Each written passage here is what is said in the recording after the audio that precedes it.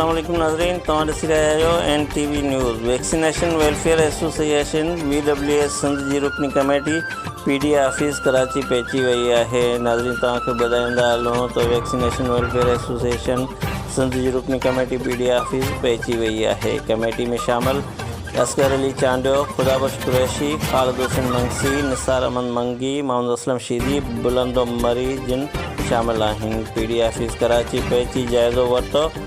नाज़रीन, तव्हांखे ॿुधाईंदा हलूं त PD ऑफिस में कोरोना जी टेस्ट हली रही आहे।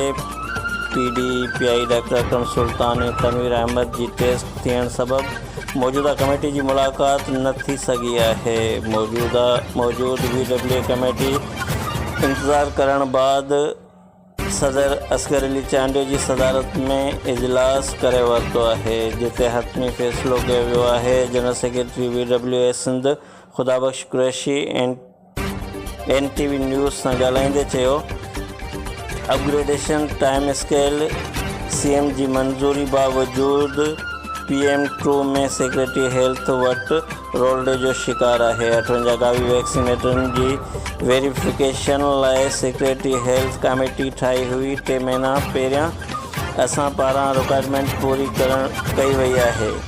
उन महिल ताईं का वाहर न थी सघी आहे। NTS पास वैक्सीनेटरनि 6 महीननि खां पंहिंजे ख़र्च ते EPI जो कमु कनि पिया ऐं उन्हनि जे पघार ID बिलनि, मोटरसाइकिलनि जो मसइलो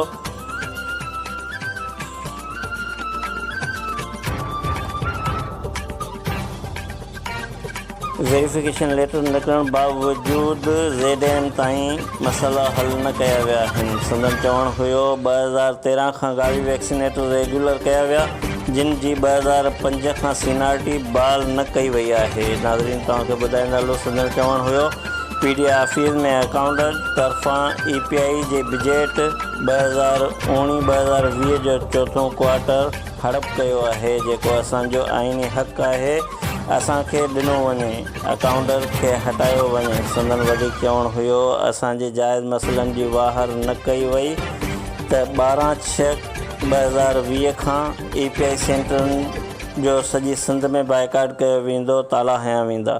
15 तारीख़ खां थींदड़ एक्सरेशन प्रोग्राम जो पिणु बाइकाट कयो वेंदो, जिन जी ज़िम्मेदारी सिंध गवर्नमेंट ते हूंदी। Abid Hussain Shah NTV news لاڏيون।